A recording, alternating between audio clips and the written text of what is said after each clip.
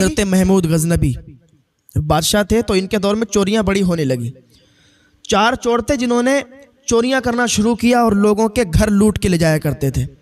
जिधर से भी आप गुजरते तो यही सुनने को मिलता, आज चोर आए थे चोरी करके चले गए। हमारे यहाँ भी होता है ना ऐसा कि वो चोर मशहूर हो जाते हैं कि साहब वो चोर लग रहे हैं, वो डाकू लग रहे हैं, आते हैं घर साफ करके चले जाते हैं, लूट के चले जाते हैं। तो सुल्तान महमूद गजनबी ने सिपाहियों को लगा रखा कि पकड़ो जल्दी से ये 4 चोर, कौन से चोर हैं, और बहुत तेज़ी के साथ ये माल साफ कर देते हैं। तो सिपाही भी पकड़ नहीं पाए। तो हज़रत महमूद गजनबी कहने लगे कि ऐसा लगता है कि तुम लोग भी नहीं पकड़ पाओगे, इनको तो मैं ही पकड़ूंगा। हज़रत सुल्तान महमूद गजनबी क्या करते हैं कि आप लिबास को तब्दील करते हैं, लिबास चेंज करते हैं, चेहरे पर पर्दा डालते हैं, नकाब बांधते हैं और निकल जाते हैं बाजार की तरफ। उधर अभी जब कहीं एक ऐसा मशहूर अड्डा होता है ना जहाँ पर वो दारू पीने वाले बैठते हैं, चोर उचंगे बैठते हैं, तो लोगों को मालूम होता है ना फला फला जगह पर बैठते हैं। तो पूछते पाछते जब इधर उधर सुल्तान महमूद गजनबी पहुँचे तो वहीं पर पहुँच गए ना जहाँ पर वो 4 चोर बैठा करते थे। क्योंकि जो उस कैटेगरी के होते ना उनको मालूम हुआ करता है कि कौन किस कैटेगरी का है और कौन कैसा है। सुल्तान महमूद गजनबी ने अपना लिबास तब्दील किया और वो 4 चोर जहाँ बैठे थे ना वहाँ पहुँच गए। तो जब उन्होंने सुल्तान को देखा ना, चेहरे पे तो नकाब था, सुल्तान को देखा कि एक नकाब पोश आया है तो वो लोग भागने लगे। सुल्तान बोलने लगे कि तुम लोग भागो मत, मैं तुम्ही में से हूँ, तुम्हारी तरह ही हूँ, मैं चोर ही हूँ। तो सुल्तान महमूद गजनबी ने जब इतना कहा तो ना वो चोर 4 थे ना, वो चारों आ गए आपके पास। कहने लगे अच्छा तुम भी चोर हो हमारी तरह? लगे हाँ मैं तुम्हारी तरह हूँ। कहा अच्छा ये तो बताओ तुम लोग बड़ी तेजी के साथ चोरियां कर लेते हो? कहा हम बड़ी तेजी के साथ पूरे घर साफ कर देते हैं, हम तो सूंघ के पता लगा लेते हैं कि कहाँ माल रखा हुआ है। सुल्तान महमूद गजनबी कहते हैं अच्छा, कहते अच्छा तुम 4 लोग हो तो तुम्हें ऐसी कौन सी क्वालिटी है अलग अलग? तो एक बोला कि हम में क्या क्वालिटी है बताएं। सुल्तान महमूद गजनबी कहने लगे हाँ बताओ क्या तुम में क्वालिटी है? वो कहता है जब हम चोरी करने जाते हैं ना और कोई जानवर जब बोलता है तो हम उसकी बोली से पता लगा लेते हैं कि ये क्या कह रहा है। अच्छा, सुल्तान महमूद गजनबी बोले दूसरे वाले से कि तुम बताओ कि तुम में क्या क्वालिटी है? उसने कहा जब हम कहीं चोरी करने जाते हैं और कोई सीढ़ी वगैरह जीना वगैरह नहीं मिलता है और ऊंची दीवार अगर हमारे सामने होती है तो हम ऊंची दीवार कूद जाते हैं, और जब वो ऊंची दीवार कूद कर उधर पहुंचते हैं फिर इधर रस्सा फेंकते हैं, ये तीनों भी ऊपर आ जाते हैं और उस घर में जाके फिर डाका डालते हैं।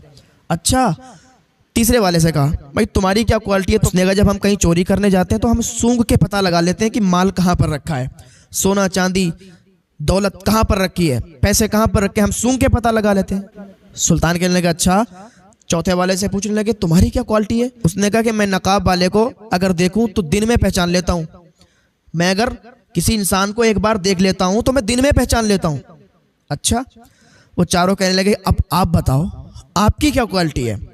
तो सुल्तान कहने लगे हमारी ये क्वालिटी है कि अगर कोई फांसी पर चढ़ता है ना तो मैं उसको भी बचा लेता हूँ। तो ये चारों मजाक समझे, अच्छा मजाक करते हो। चलो, सुल्तान महमूद गजनबी कहते हैं चलो ऐसा करते हैं, अब तुम लोगों ने डाका डाला, तुमने चोरियां की, बड़े बड़े घर लूटे, ठीक है अपनी जगह, लेकिन कोई ऐसा हाथ मारो कि सारी जिंदगी बैठ के खाओ। का फिर मशवरा दो क्या करें? का सुनो सुल्तान महमूद गजनबी के यहाँ महल में डाका डालो। कहता मैं क्या बात करते हो, बादशाह फांसी पर चढ़वा देगा। सुल्तान महमूद गजनबी लिबास को तब्दील किए बैठे हैं और खुद कह रहे हैं कि सुल्तान महमूद गजनबी के यहाँ तुम डाका डालो, उनके महल में डाका डालो तो बड़ा जब माल हाथ लगेगा तो जिंदगी भर बैठ के खाएंगे।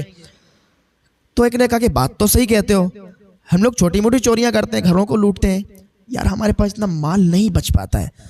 बात तुम्हारी ठीक है लेकिन हम उसके घर जाएंगे कैसे? कब वो मैं तुम्हें बता दूंगा। ठीक है, ये 4 लोग थे और 5 में कौन थे? सुल्तान महमूद गजनबी।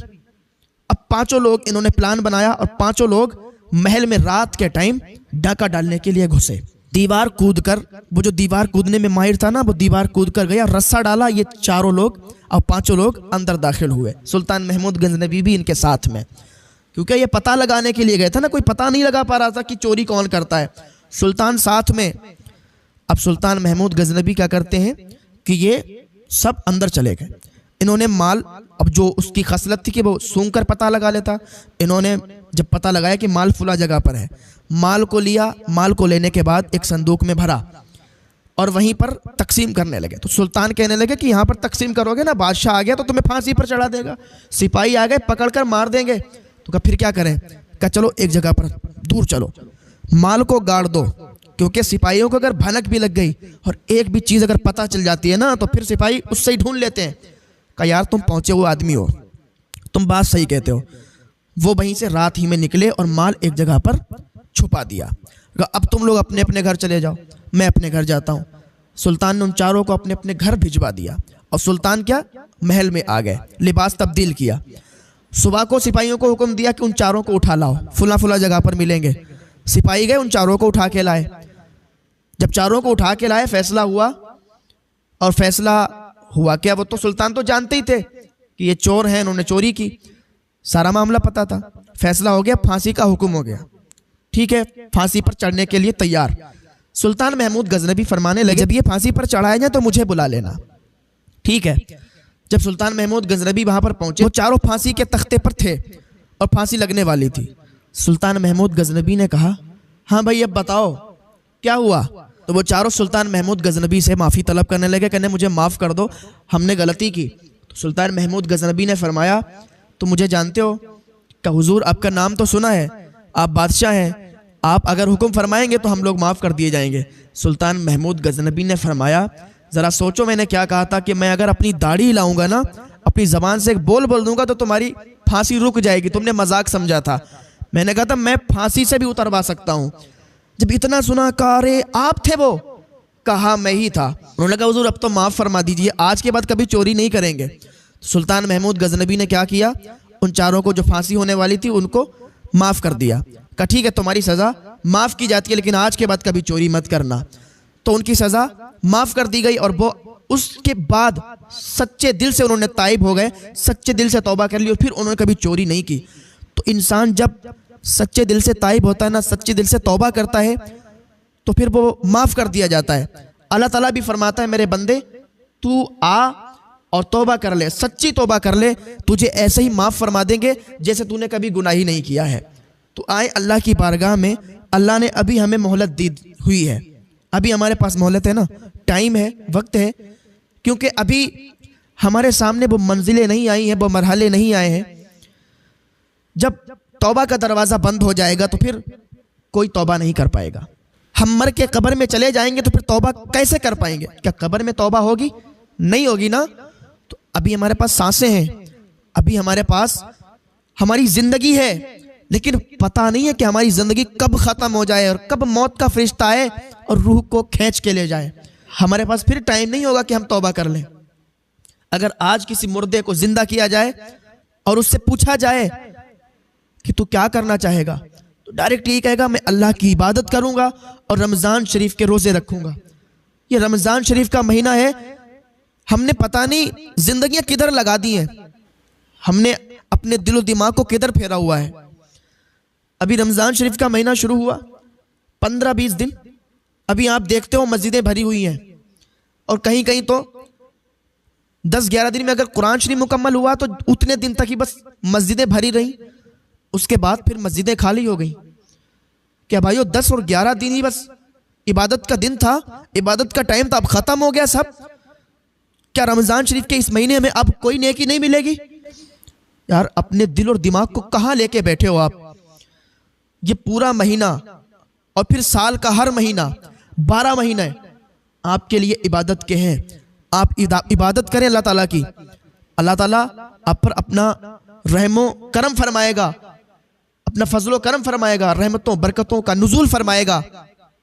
अल्लाह ताला आपके लिए रिज़्क़ के दरवाजे खोल देगा। हम सब अल्लाह की रज़ा चाहें, क्योंकि अल्लाह की रज़ा में ही हमारी कामयाबी है और अल्लाह की नाराज़गी में हमारी नाकामी है। तो क्यों ना हम सब अपने अल्लाह को राज़ी करने में लग जाएं। भाइयों मस्जिदें खाली हैं, तुम्हारा इंतज़ार कर रही हैं। मस्जिदों में आओ, नमाजें पढ़ो, तिलावत कुरान करो, अल्लाह को राज़ी करने पर लग जाओ। क्योंकि हमारी ज़िंदगी कोई पहले लोगों की तरह नहीं है, 4-4, 5-5 हज़ार साल हमारी ज़िंदगियाँ नहीं है।